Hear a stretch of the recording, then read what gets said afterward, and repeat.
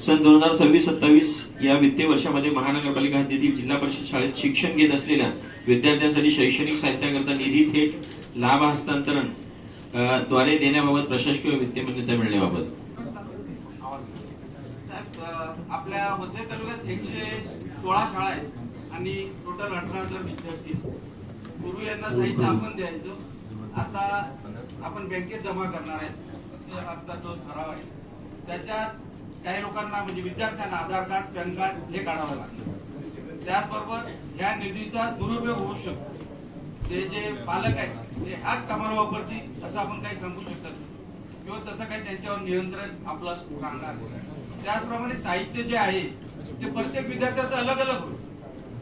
एकाच वर्गात प्रत्येक विद्यार्थ्यांचं साहित्य अलग अलग होतं. त्यामुळे मला वाटते की जे पूर्वीपार चालत आहेत साहित्य ते दिलेलं बरं पडतं त्याच्यासाठी. आणि त्याचप्रमाणे शिक्षक जे आहेत ते जनगणना करतात, हे आपला मतदानाचं काम करतात, त्यानंतर हे पॅन कार्ड, आधार कार्ड काढणार, ते मुलांना शिकवणार कधी, यांचे पण आपल्याला बघायला लागेल. तर जरा त्या बाबतीत विचार केलेला बरोबर. हे बरेच टॉपिक सर्वांनी कव्हर केलेले आहे. परंतु साहेब बोला.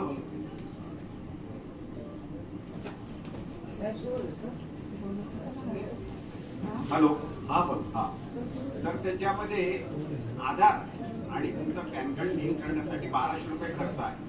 आपण त्याला 700, 800 आणि 900चं अनुदान देतो.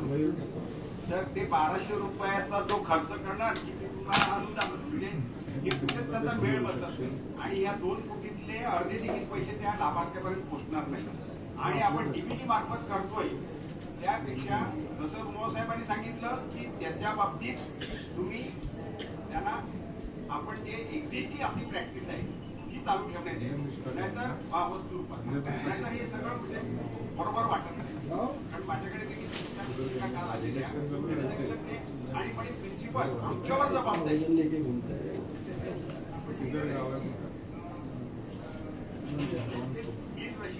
या प्रिन्सिपलने सादर करावे. त्यांच्याकडे ते पैसे आलेच नाहीत आणि ते आणणार पण नाही. ते अगदी त्याचा म्हणजे मिसयूज होणार. पैसे रिसीट म्हणजे पालकांनी घेतलं ते सामान, पालकांनी घेतलं तरच. आता पालकांनी पुस्तकं किंवा काय घेतलं, दोन्ही बाजू आहेत त्याच्या, दोन्ही बाजू आहेत. आपण शेवटी बोलू, पण त्यांचा सांगण्याचा उद्देश असा का बाबा तुम्ही पैसे दिल्यात, त्याचा किती रुपयाचा घेतलाय ना त्याच्या पावत्या आम्हाला द्या आणि शिक्षकांनी ते आपल्याकडे जमा करायचे असेल. पण त्यांच्याकडे ते आले पाहिजेत ना. जर एखादा मेल केला आणि त्याने 900 रुपये काढले तर तो ते त्या पुस्तकवाल्यापर्यंत गेले पाहिजे. कळलं की नाही? 2 विषय आहे, खोलात मी बोलत नाही. तुम्ही त्या पद्धतीने मग तुम्ही असं पण विचारा ना का मग बिलं पक्की पाहिजे, जीएसटी वाली पाहिजे का साधी पाहिजे. साधी पाहिजे असेल तर मग त्यांनी जायचं तिकडे आणि एक साधं बिल बनवून द्यायचं. हा पण मांडला ना मुद्दा. त्यांना ते आपण वस्तू रूपात देऊ, त्या पैशाची किंमत माझी सूचना आहे की आपण देतो असं तरी होईल. काही लोकांना करणार पण नाही की महापालिका काय मदत. आता आपण नाही, महापालिका काय मदत करते ते हे दाखवण्यासाठी नाही, त्यांना काय त्याचा उपयोग होईल त्याच्यासाठी. बोला बोला. सन्माननीय महापौर साहेबांच्या परवानगीने बोलते. मी शिक्षिका होते. खूप विद्यार्थ्यांना आपल्या ज्या शिष्यवृत्त्या येतात अल्पसंख्याक किंवा सावित्रीबाई फुले, तर त्यांचे आधार कार्ड लिंक नसल्यामुळे तो निधी परत जातो. आताही जर आपण त्यांना निधी दिला तर तो परत जाण्याची शक्यता आहे. त्यापेक्षा महापालिकेच्या मार्फत आपण त्यांना वस्तू पुरवल्या तर त्या प्रत्येक विद्यार्थ्यांपर्यंत पोहोचू शकतील. तसेच त्याच्यामध्ये एक सारखेपणा राहील. आपण जर निधी दिला तर तो निधीचा गैरवापर पण होऊ शकतो आणि प्रत्येक पालक ज्याला वाटेल तिथून तो पुस्तकं किंवा काही ज्या वस्तू आहेत त्या आणू शकतील. तर मी सभागृहाच्या निदर्शनास आणू इच्छिते की निधी न देता ते प्रत्येक साहित्य त्या विद्यार्थ्यांना वाटलं जावं. तसेच दुसरी गोष्ट अशी की काही जागेच्या अभावी काही ज्या आपल्या जिल्हा परिषदच्या शाळा आहेत त्या त्यांचं छत किंवा खिडक्या आणि दरवाजे हे नादुरुस्त आहेत. तर पावसाळ्यापूर्वी ती जर दुरुस्ती केली तर खूप चांगलं होईल. धन्यवाद. बोलून जाऊ एक सेकंड. परवानगी दिल्याबद्दल धन्यवाद महापौर साहेब. 20 दिवसापूर्वी मी जिल्हा परिषद शाळेमध्ये आधार कार्डचा कॅम्प घेतला होता. त्यांचं रिक्वायरमेंट 40 मुलांचं होतं, परंतु जेव्हा घेतला तेव्हा त्या म्हणजे कागदपत्रेमुळे फक्त 15 ते 20 मुलांचं आधार कार्ड काढण्यात आलं. अशा प्रकारे कागदपत्रीचा भरपूर म्हणजे जिल्हा परिषद शाळेमध्ये येणारे भरपूर म्हणजे भाडेतत्वावर जे राहतात त्यांची मुलं आहेत. त्याच्यामुळे त्यांचे म्हणजे खाते पण असतील का नसतील याची शाश्वती देता येणार नाही. आपला मेन उद्देश होता म्हणजे मुलं वंचित राहायला नको शिक्षणाच्या बाबतीत ज्या काही वस्तू लागतात त्याच्यामध्ये. म्हणून काही प्रिन्सिपलचे मला पत्र सुद्धा आलेले आहेत की अशा प्रकारे ठेवलं तर खरोखरच आपली मुलं म्हणजे आमची मुलं शिक्षणाला जे काही वस्तू लागतात त्याच्यापासून वंचित राहतील. आणि जो पैसा मिळेल तो नक्की त्यांच्यामध्ये दप्तर म्हणा रेनकोट जे काही साहित्यासाठी वापरला जाईल की नाही याची पण शाश्वती देता येणार नाही. जर हा मंजूर झाला तर खरोखरच जी मुलं आहेत ती वस्तू म्हणजे वंचित राहतील असं प्रिन्सिपल लोकांचं पण सांगणं आहे. त्याकरता म्हणजे आपण जे वस्तू देतो तेच म्हणजे जास्त बेटर आहे. म्हणजे आपण चांगला सर्वे करून वगैरे, कारण काहीकांच्या खूप शंका आहेत की याच्यामध्ये खूप घोटाळे होतात, परंतु घोटाळे होतात तर आम्ही नगरसेवक पण लक्ष ठेवून आहोत ते शाळांवर मुलांवर. त्याच्यामुळे आम्ही पण प्रयत्न करू की जास्तीत जास्त त्या वस्तू त्यांच्यापर्यंत पोहोचाव्या आणि कशा प्रकारे म्हणजे याच्यामध्ये काहीतरी करता येईल आपल्याला. आपण त्यांच्या खात्यामध्ये मुलांच्या द्यायच्या का पालकांच्या द्यायच्या? आणि मुलांच्या द्यायचं असेल तर त्यांचं अकाउंट उघडायला पाहिजे. अकाउंट उघडायचं असेल तर त्याला काय काय पेपर लागतात? आपल्याकडे जिल्हा परिषदेच्या शाळांमध्ये तुमची आमची पोरं जात नाहीत. ज्या वर्गाची पोरं जातात त्यांचं अकाउंट उघडण्यासाठी ते पेपर आहेत का नाही हा एक प्रश्न. त्याच्यावर देखील तुम्ही प्रकाश टाका. हो म्हणजे तेच आहे जास्त म्हणजे ज्यांचे आहेत ना ते कामगार लोक वगैरे त्यांची मुलं आहेत आणि त्यांचे आई लोक ते पण खूप अशिक्षित आहेत. कारण स्वतः मी ते कॅम्पला होती म्हणजे त्यांना सुद्धा काही कळत नव्हतं का काय पेपर हवे. तर अशा प्रकारे जर वस्तू वाटप होणार असेल तर ते मुलांपर्यंत पोहोचणारच नाही.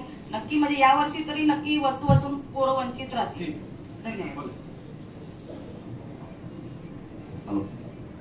सन्माननीय महापौर महोदय, सर शाळा या साधारणतः 10 जून ते 15 जून पर्यंत सुरू होतात आणि दरवर्षी मला वाटतं आपल्या जे महापालिकेमार्फत जे दप्तर बूट कॅन्डल जे काही विद्यार्थ्यांना दिलं जातं ते जूनच्या पहिल्या आठवड्यात न देता जुलै वगैरे त्या महिन्यात दिलं जातं. तोपर्यंत विद्यार्थी किंवा पालक हे जे आवश्यक वस्तू आहेत त्या घेतात. म्हणून हा विषय आपण घेतलाय. सर, आता डिसिजन काहीतरी घेतलं तर आपल्याला जूनच्या पहिल्या आठवड्यामध्ये त्यांना ते द्यायचं. त्यासाठी आपल्याला काही पिरियड कमी करायला लागला सर, तरी करू. तेच म्हणतो, कारण या मागच्या जर या शिक्षण विभागाचे इथे कोण असतील अधिकारी त्यांनी सांगावं मागच्या वर्षी आपलं कुठल्या महिन्यामध्ये इकडे सांगायचं. मी सांगितलं तर ते सांग. ओके सर तर त्यांनी माहिती द्यावी अशी मी सभागृहाला विनंती करतो. काय आहे वेगवेगळे विषय आहेत. म्हणजे स्वर्गीय राजीव गांधींनी डायरेक्ट काही ग्रामपंचायतकडे पैसा पाठवला. त्याचा उद्देश वेगळा आहे.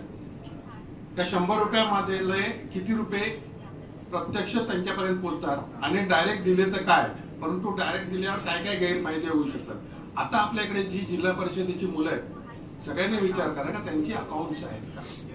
त्यांची अकाउंट्स नसतील तर मग त्यांच्या पालकांच्या नावावर द्यायचं का आणि दिलं तर त्याचा उपयोग होणार आहे का. आणि त्याच्यामध्ये पण असे आहेत आपल्याकडे का बाहेरून आलेले आहेत फक्त तेवढ्या पिरियड येतात आणि जातात. त्यांची गावावरनं म्हणजे आपल्याकडे तुम्हाला लक्षात येईल मतदानाच्या वेळी की आपल्या इकडे काही लोकांची मतदार यादीमध्ये नावं नाहीत. त्याचं कारण असं का त्याच्या गावातलं नाव कमी करायचा त्याला अधिकार नाही किंवा मुंबईमधली चाळीमध्ये राहणार आहे त्याचा हक्क सोडायचा नाही त्याला. त्याच्यामुळे त्याचं रेशन कार्ड मुंबईलाच असतं. सगळं त्याचं वर्षानुवर्ष इकडे राहतं.